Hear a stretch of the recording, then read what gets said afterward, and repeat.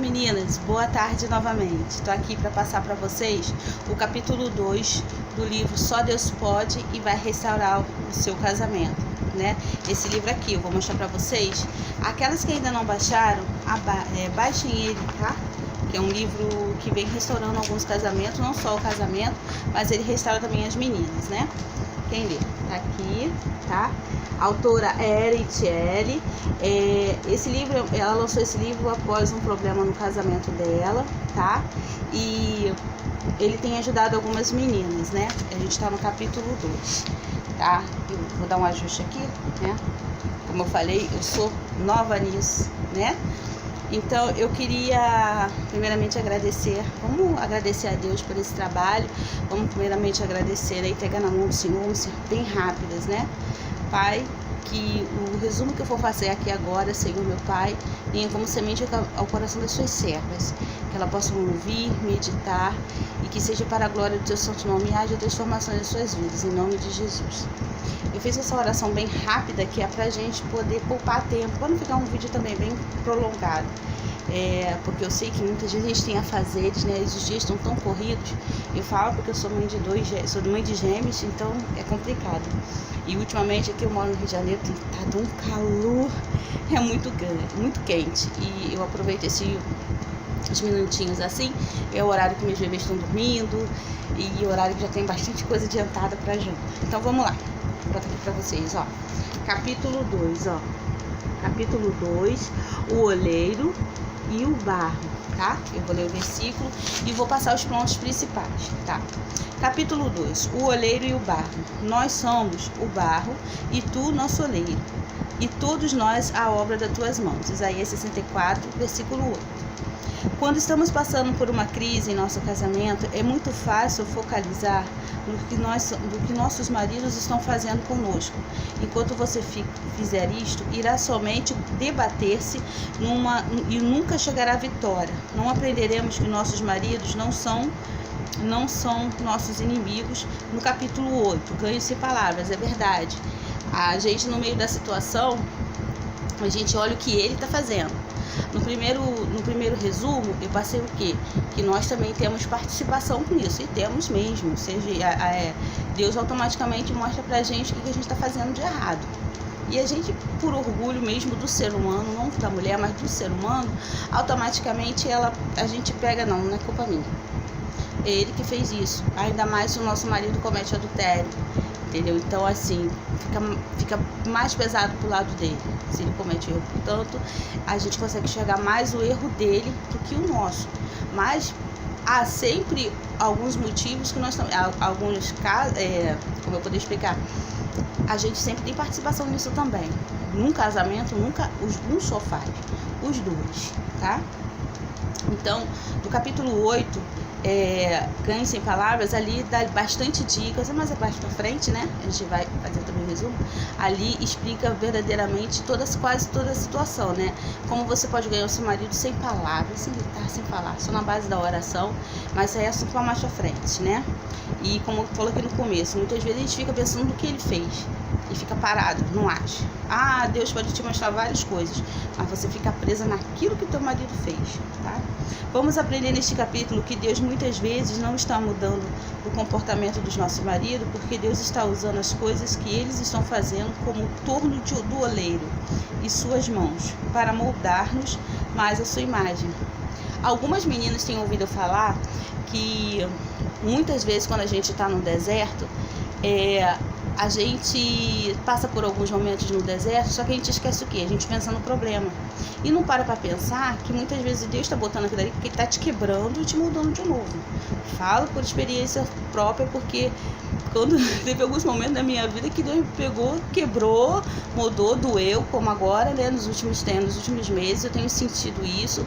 Como eu falei no primeiro, mudança de visão, mudança de pensamento, algumas coisas e algumas atitudes, e ele estava vendo que não estava dando chance, que ele fez, ele quebrou e tá montando os pedacinhos. No começo foi bem difícil, chorei muito, doeu, você sente seu coração doer, você sente porque é uma mudança, como se você estivesse pegando, e quando o bebê tá querendo ir para uma direção, né, e aquela área, digamos, o bebezinho tá indo engatinhando, indo para a tomada, O que você vai fazer? Você vai tentar pegar ele ali para poder tirar ele da direção da tomada. E é exatamente isso. É como se Deus estivesse pegando você. Não. Aí é o caminho da perdição. Vou te puxar aqui, né? Para ver se você nota. E Deus, ele tem esse cuidado. É como uma luta diária, a luta da carne contra o espírito. E a gente sempre pesa por nossa carne, porque é mais favorável, é mais fácil, menos doloroso. Não é doloroso. Pra gente é muito mais interessante, né? Então, nesse momento, Deus está quebrando toda essa situação, está te chamando a atenção, ele está te quebrando para te fazer um vaso mais formoso, e dentro dessa situação dele estar quebrando e te moldando, é aí que ele vai chamar a atenção daqueles que estão à sua volta, entendeu? Então, quando Deus vai montando aquilo dali, as pessoas vão vendo que você está passando a sua luta, e quando chegar lá na frente você contar a vitória, vai chegar e vai dizer, caramba, foi Deus que fez isso. Olha o que Deus fez na vida dela. O que eu falo? No primeiro vídeo, eu falei o quê? No primeiro resumo. Você tem 3 testemunhos. Um é para você. O segundo é para a restauração do seu casamento. Para as pessoas testemunhar o Senhor na vida das pessoas. E outro para poder mostrar a fidelidade de Deus pra gente. Então, quer dizer, é um testemunho vivo. Então, muitas vezes, a gente não fica perfeitinho. A gente tem que ser moldado. Amém? Vamos lá. Tá. De qualquer forma, se reclamarmos que preferíamos que ele usasse outra coisa ou outra pessoa, mas não nossos maridos e nossos casamentos, como seu torno, vamos vagar no deserto como seu povo, vamos vagar no deserto por anos. Aí você escolhe. Você quer que Deus venha transformar a sua vida, ou você quer vagar no deserto direto como o povo de Israel? É um caso a pensar. Vamos lá, o mais interessante. Eu vou dar uma pulada, não vou pegar os pontos mais principais, tá? Mas você não entende. Muitas mulheres me dizem, quando tento confortá-las ou encorajá-las, que eu simplesmente não compreendo. De muitas formas eu compreendo. Embora estejam certas de que ninguém, exceto Jesus, realmente compreende. Como se o oleiro fosse igual ao barro e a obra dissesse ao seu artífice, não me fez? E o vaso formado dissesse ao seu oleiro, não sabe. Isaías 29:16. Fale com ele acerca da sua situação e permita que ele lhe dê paz. Ele sabe o que é melhor para você, então trabalhe com ele. Deus sabe o que você está passando, tá? Ele compreende o que você está passando. Mas olha só, da forma que você tá, você acha que você aguenta tudo que vem pela frente? A gente tem que entender que além desse deserto que nós estamos passando, há mais coisas pela frente. Hoje você está sendo preparada por um algo maior. É isso que a gente tem que fixar. Eu demorei muito para poder aprender isso, que é um propósito maior. Se hoje eu estou passando por essa luta e Deus está me fortalecendo, me confortando, me dando força, Senhor, estou levantando.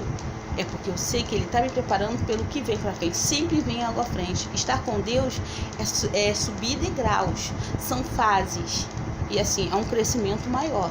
Porque nós temos uma função aqui na Terra. Nós temos que levar a palavra do Senhor e nós temos que mostrar o que Deus faz. Então, o que está acontecendo com você hoje é um testemunho para a vida de muitas pessoas depois.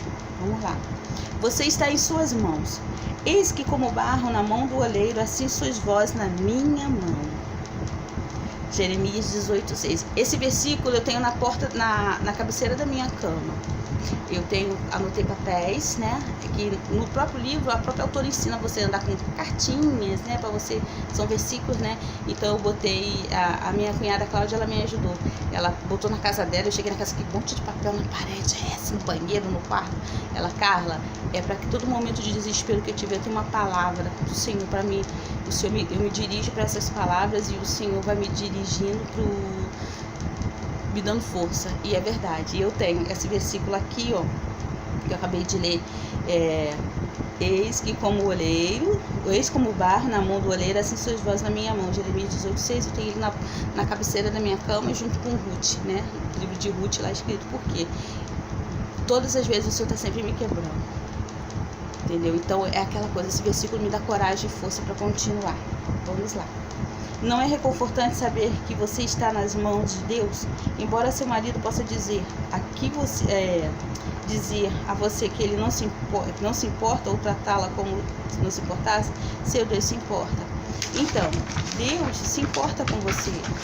Deus trata você. Deus cuida de você. Deus se importa com você. Entendeu? Então, seu marido pode dizer no momento que a gente sabe que ele está cego e surdo, ele pode dizer no momento que ele não se importa com você, que você não é nada para ele, que você não tem importância para ele. Mas tem alguém que te ama demais e que a quem cada vez que você sofre junto com você, que é Deus. Então você é muito importante, você é menina dos olhos dele. Então pensa, se eu estou sofrendo, eu sei que eu estou fazendo meu Deus sofrer. Tá? A gente vai mais para frente. Somente os humildes. Humilhar-se. Aqui fala sobre a parte da humildade, né? Muitas vezes nós somos humilhadas e não percebemos que Deus está vendo quem está humilhando a gente. Mas Ele sabe que isso vai ser de força para você e lá na frente as pessoas que te humilharam vão ver o que Ele fez na sua vida. Amém? Humilhar-se. Pessoas determinadas e arrogantes compreendem a palavra de Deus sem o Espírito, mas para conhecermos a mente de Deus necessitamos de ser humilde. Arrogância, orgulho, Deus não gosta de nada disso. O que Deus não gosta, Ele se entristece muito, é com orgulho e arrogância. O ser humano acha que é algo assim, você não tem que ser assim. Se o seu marido se mostra orgulhoso e arrogante para você, se mostre-se humilde. Só fala uma coisa, ele só não pode tocar em você. Agressão não, agressão aí já é caso de polícia. E vamos orando. Mas, se seu marido não encosta em você, não vem pro lado da agressão, lembre-se que tem um Deus que conhece o seu coração e luta por você. Amém? A humildade será testada. O Senhor teu Deus te guiou no deserto estes 40 anos para te humilhar e te provar, para saber que estava no seu coração e se guardaria os seus mandamentos ou não. Deuteronômio 8, versículo 2. Testes! Vamos sempre ser passados testes em nossas vidas. Nesse processo que você está, você vai ser testada. Fotos no Face, mensagens no WhatsApp, não olha no meu celular, tá com senha. Vou ser sincera, meu celular não fica com senha. O celular do meu marido até fica, mas ele pega por causa das crianças mesmo que mexe. Mas hoje em dia até elas já descobriram a senha. Então o que ele faz? Ele deixa com a senha para eles não ficarem abrindo. Eu vou lá e abro normalmente. Ele chega aqui, cara. Eu falo o celular para ele, fala aí, qualquer coisa você olha. É assim que nós trabalhamos aqui em casa. Mas eu aprendi uma coisa com os pastores da Terra Universal, daquela escola do amor. O pastor, eu não estou lembrando o nome dele aqui, agora ele fala, se você quer ter uma vida particular e privada, então não se case. Alguns homens não têm esse entendimento, então seja você a mulher sábia. Amém? O humilde fortalecerá o seu coração. Senhor, tu ouviste os desejos dos mansos, confortarás os seus corações. Os teus ouvidos estarão abertos para eles. Salmos 10, versículo 17. Os ouvidos de Deus estarão abertos aos humildes e confortará os corações. O Senhor está com os ouvidos abertos para você e Ele vai confortar o seu coração. Não pense que você está passando por isso sozinha, não. Parece, né? Que você está sozinha, que você só ouve o silêncio. Pode se levantar um monte de pessoas, Deus levantar e você está ouvindo aquela pessoa falar com você, está certo, mas que você tem que lutar. Parece que não dá vontade, mas Deus está cuidando de você. Ele não está deixando de te ouvir. Vamos lá. Somente os humildes receberão a graça que necessitam. Antes Ele dá maior graça. Portanto diz, Deus resiste aos soberbos, mas dá graça aos humildes. Humilhai-vos perante o Senhor e Ele vos exaltará. Tiago 4, versículo 6 ao 10. Deixa eu responder aqui de novo. Humilhai-vos perante o Senhor e Ele vos exaltará. Está sendo humilhado agora? Lembre-se que seu Deus vai te exaltar. Deus vai te levantar. E muita gente vai ver. Já vi vários testemunhos de pessoas mudadas. Vários. E até hoje, Deus tem exaltado essas pessoas em todas as áreas. Porque são testemunhos vivos da palavra do Senhor. Amém? A humildade é enraizada no Espírito. Finalmente, sede todos harmoniosos, compassivos, fraternais e bondosos, os humildes no Espírito. 1 Pedro 3,8. Sua falsa humildade será manifestada em sua atitude de autoconfiança. Por que eu botei esse daqui? Porque se você é humilde de verdade, ligada no Espírito Santo, as pessoas vão ver. se eu falar assim, não, eu sou sofrida, aquela coisa toda, e as pessoas vão notar. Não adianta você fingir ser uma coisa e suas atitudes serem outra. Você tem que mostrar, não adianta você chegar, não, agora eu mudei, marido, agora eu mudei. Seu marido voltou para casa e você fala, agora eu te perdoo de tudo. E quando chega depois, quando tá dentro de casa, você volta a gritar com ele, falar o que ele fez, não esquece o passado. Sabe o que vai acontecer? Ele falou, você me enganou. Você foi falsa comigo. Porque você vai estar só enganando ele, vai estar se enganando também. E mesmo assim, não vai conseguir encontrar paz dentro de casa. Não tem como. Porque você falou da boca para fora uma coisa, mostrou ser uma coisa, mas por tanta coisa que vocês passaram, aquilo vai continuar ali. E as atitudes vão ser mostradas com o tempo. Você não estava preparada para a volta. Eu já vi casos assim. As mulheres dizem que estão preparadas, mas não. Amém? Deus mostrou em sua palavra que Jesus foi duro, crítico e opôs-se somente a um grupo de indivíduos, fariseus. Então não seja um fariseu. Não seja. Seja uma mulher sábia. Tá? Tô acabando, tá, gente? Vamos lá. Ande no Espírito. Ande no Espírito. Estar cheio do Espírito Santo permitirá que você ande no Espírito, não no pecado ou desejos carnais. Peça a Deus para encher-lo com o seu Santo Espírito agora mesmo. E porei dentre vós o meu Espírito, e farei que andeis nos meus estatutos e guardeis os meus juízos e observeis. Ezequiel 36, 27. Digo, porém, andai em Espírito e não cumprireis a concupiscência da carne. Gálatas 5,16. Ore. E se meu povo que se chama pelo meu nome e humilhar-se e orar, 2 Crônicas 7,13. Aqui ele já está falando tudo.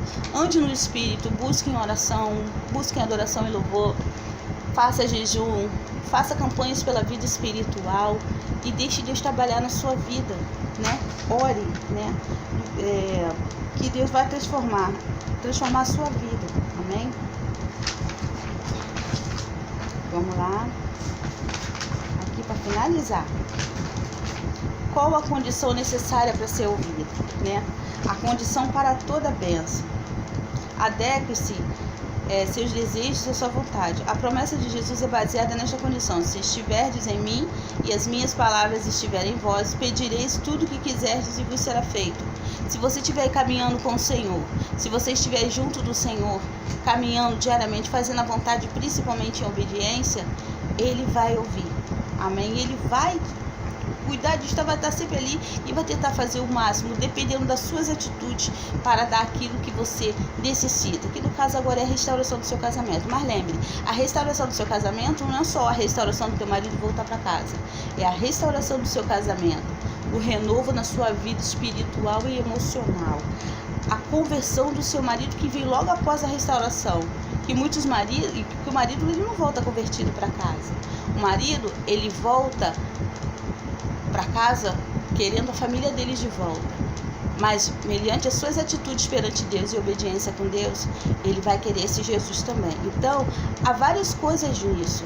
A sua renovação, a restauração do seu casamento, a renovação da sua vida espiritual e emocional, a volta do seu marido, a conversão do seu marido e fora a transformação também na vida dos seus filhos, porque com a separação, os seus filhos também sofrem bastante. A gente sabe, a gente que é mãe sabe quanto os nossos filhos sofrem quando acontece alguma coisa. Teve um dia que eu e minha esposa tivemos um desentendimento, só que a gente fala alto, fala bem alto. Aí minha filha assustada não viu. A gente estava brincando, falando alto. A minha filha, calma mamãe, não briga com o papai não. Papai, não briga com a mamãe. É melhor vocês dois fazerem as pazes. Aí eu falei, minha filha, a mamãe tá brigando com o papai. A gente não está conversando pra você ver, minha filha, tudo isso. Tá bom? Pra finalizar, né? Condição, crê no Senhor Jesus, a promessa, e serás salvo, tu e tua casa. Atos 16:31. Condição, deleite-te no Senhor, promessa, e te considerar os desejos do teu coração. Condição, eduque a criança no caminho que deve andar, e a promessa, até quando envelhecer não desviará dele. Provérbios 22:6. Condição, primeira, daqueles que amam a Deus. Segunda, daqueles que são chamados segundo o seu propósito. E a promessa, que sabemos que todas as coisas contribuem juntamente para o bem. Romanos 8:28. tá? Suas lágrimas são preciosas para ele. Estamos finalizando. Para quem choramos? Os homens parecem detestar nossas lágrimas. É porque eles não sabem o que fazer quando uma mulher chora, ou porque a mulher tem usado as lágrimas para manipular tantas vezes que ele mantém a distância. O fato é de que Deus é um Deus ciumento e de que essas lágrimas pertencem a Ele, e pode ser, às vezes, a razão para a indiferença dos nossos maridos às nossas lágrimas. Então clamarás ao Senhor e te responderá, gritarás e ele dirá, eis-me aqui. Isaías 58:9. Não cesses o clamor ao Senhor, nosso Deus, por nós. 1 Samuel 7:8. O que está dizendo aqui? Que as nossas lágrimas são preciosas para o Senhor. E ela fala que Deus é ciumento, sim. Nós temos que clamar e derrubar nossas lágrimas para Ele, não de tristeza, mas de glorificação, adoração. Essas são as lágrimas pertencentes ao Senhor. Como eu falo, Deus não se alegra do seu sofrimento. Então, por você ele não se alegrar do seu sofrimento, Ele fica triste quando um homem faz você chorar. Aquelas lágrimas da minha serva é para mim, e ela tá ali. Não dá, né? Entendeu? Minhas lágrimas, já estou cansado do gemido toda noite, faço nadar na minha cama, molho o meu leito com as minhas lágrimas. Salmo 6, versículo 6. As minhas lágrimas servem de mantimento de dia e de noite. Salmos 42:3. Põe minhas lágrimas no teu odre, não estão elas no teu livro? Salmos 56, versículo 8. Né? Os que semeiam com lágrimas cegarão com alegria. Salmos 126, versículo 5. Ainda assim, agora mesmo, diz o Senhor, convertei-vos a mim de todo o vosso coração. E isso com jejuns e com choro e com pranto. Joel 2:12. Lágrimas, choro e gemidos. Você deve encontrar e escrever passagens bíblicas. O que acontece? Lembra quando eu falei para vocês sobre o papel que eu tenho na cabeceira da minha cama com o versículo de Jeremias 18, versículo 6? Então, trabalhinho para casa. Já está bem breve, porque o vídeo ficou um pouquinho compridinho. Olha só. Vocês vão ver passagens bíblicas, né? Passagens bíblicas mesmo da Bíblia. Eu vou dar um exemplo. Um versículo que tomou conta do meu coração desde quando me converti. Daniel capítulo 1, versículo 8. E Daniel não quis mais participar, não com essas palavras, da mesa do rei, né? Aquilo dali eu tomei como uma separação do mundo dentro da minha conversão. Então eu pego uma folha de papel, vou dar exemplo aqui no livro, né? Uma folha de papel, cartilha, você pode botar na bolsa, você bota eu botei no banheiro, na sala, na cozinha. Você bota lá esses versículos. Cada momento, bota os versículos do que você quiser, aqueles versículos que tocam mais forte o seu coração. Vou dar um exemplo aqui. Assim, e ainda assim, agora mesmo, diz o Senhor, convertei-vos a mim de todo o vosso coração, e isso com jejuns e com choro e com pranto. Joel 2:12. Eu pego esse versículo, boto no papel. Bom, esse papelzinho eu vou colar na minha parede do quarto. Outro eu paro no banheiro. Cada hora que você for no banheiro, não é errado você fazer isso. Você vai ver aquele versículo ali. Porque vai te dar força. Eu fiz isso, eu tenho no meu banheiro um negócio de limpeza, né, papel de cola. Aí eu vou botar de novo lá. Eu tenho no meu armário da cozinha, que cada vez que eu falo no armário da cozinha, eu tenho Mateus 6, versículo 33, né, que buscar primeiro o reino de Deus e a sua justiça, e as outras coisas vos serão acrescentadas. É o que? Buscar primeiro o reino de Deus. Tenho no meu quarto. Então, o que vocês vão fazer? Ou vocês botam na casa, né, que é muito mais interessante, em cada parte da casa, faça do jeito que você quiser.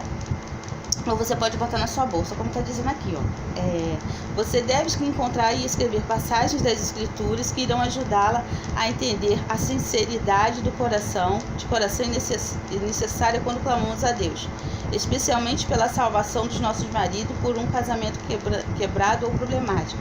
Enquanto você lê, marque aquelas que mexem com seu coração, memorize durante o seu período de oração de joelhos diante de Deus. Nós fomos convocadas a orar e clamar a Deus.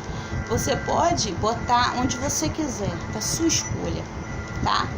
E aí você vai estar orando sempre em cima dessas passagens que mais tocam o seu coração. É uma escolha sua, aquela que Deus tocar, aquela que te dá força. Como eu falei, Mateus 6:33, Daniel capítulo 1, versículo 8. Por quê? São versículos que me dão força. Mateus me diz que eu tenho que buscar primeiro o reino de Deus.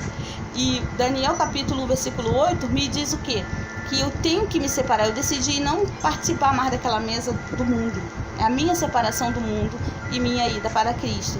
Então, você escolhe aqueles versículos que tocam mais o seu coração e comece a memorizar eles. Escreva no papel, bote no banheiro, bote na sala. As pessoas vão chegar, o que é isso? E vão ler. E muitas vezes serão alcançadas com aqueles versículos. Trabalhinho para casa. E um compromisso de permitir Deus te transformar. Ele está te quebrando e ele vai estar juntando, mas mediante a sua vontade, tá bom? Obediência sempre. Amores, aqui foi o resumo do capítulo 2, ficou um pouquinho longo. O outro ficou mais ou menos, ficou dividido. Esse aqui acho que ficou inteiro. Eu espero estar podendo ajudar da melhor forma possível. E o meu desejo é estar caminhando com todos e ouvindo o testemunho da vida de todos. E eu espero que brevemente a gente pode estar contando muitos testemunhos, porque hoje você está me ouvindo, amanhã você está passando para outra pessoa. Amém? Se precisarem de conversar comigo, sabem o meu zap, tá bom? E que Deus possa tocar o coração de vocês, tá bom? Rumo ao capítulo 3. Não esqueçam, leia, medite. Marque alguma coisa que tiver, qualquer dúvida a gente conversa, tá bom? Fiquem na paz do Senhor, que Deus os abençoe. Até semana que vem. Esperando pelo capítulo 3. Beijão, tchau. Parou.